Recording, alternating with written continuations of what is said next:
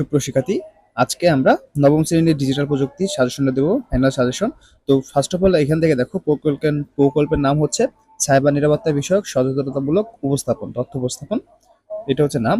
ওকে, তো এটা আমরা এখান থেকে দেখলাম। এখন নিচে থেকে চলে যাই, তোমাদের যে কাজগুলো করতে হবে, যে কাজ নাম্বার 1।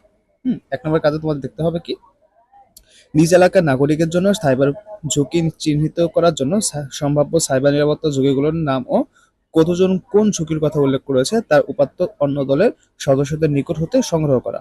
2 নম্বর জানতে হবে ঝুঁকিগুলোকে 1, 2, 3 ক্রম অনুসারে রূপান্তর করে সংগৃহীত উপাত্তের ভিত্তিতে নিচের নমুনার মতো স্প্রেডশিটে উল্লেখ করে ফর্মুলা ব্যবহার করে শতকরা কতজন কোন সাইবার নিরাপত্তা ঝুঁকি চিহ্নিত করেছে এবং শতকরার জন্য একটি বার চার্ট বা পাই চার্ট তৈরি করবে। এটা ঠিক আছে, তো এটা তোমরা অবশ্যই দেখবে, অ্যান্সার অনেক আছে।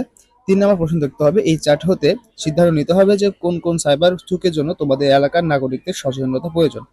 এবার 4 নম্বর কাজ দেখতে হবে, সাইবার ঝুঁকিগুলোর জন্য কি কি সামাজিক প্রভাব পড়তে পারে সেগুলো দলের সদস্যদের মধ্যে আলোচনা করে চিহ্নিত করো। 5 নম্বর, প্রতিটি সাইবার ঝুঁকি হতে নিরাপদ থাকার সম্ভাব্য কৌশল কি কি হতে পারে সেগুলো নিজ দলে আলোচনা, অন্য দলের সদস্যদের সাক্ষাৎকার ও শুধু থাকলে ইন্টারনেট থেকে সংগ্রহ করে সেই তথ্যগুলো খাতায় কাগজ নিয়ে ছকের মতো করে নিজ খাতায় লিখে রাখো।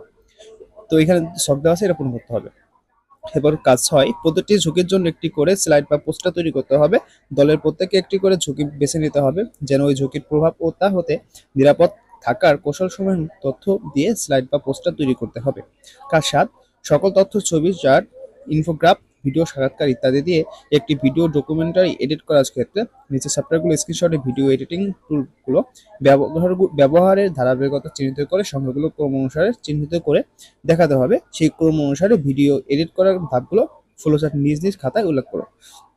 এই হচ্ছে ফ্লোচার্ট, এইভাবে তোমাদের করতে হবে। এবার হচ্ছে কাজ 8, সম্মেলন বা অনুষ্ঠানে তোমাদের উপস্থাপনা বিষয়ক একটি প্রচারণার নোটিশ স্কুলের গুগল সাইটে প্রকাশ করো অথবা ধাপসমূহ খাতায় লিখতে হবে। কাজ 9, পোস্টার ও ভিডিও প্রস্তুতিতে ব্যবহৃত তথ্য ও মিডিয়ার ক্ষেত্রে মেধাস্বত্ব বা কপিরাইট সংরক্ষণ করতে হবে। এর জন্য তোমার ভিডিওর ক্ষেত্রে মেধাস্বত্বের কোন কোন বিষয়গুলো প্রযোজ্য তার যুক্তিসহ লিখো।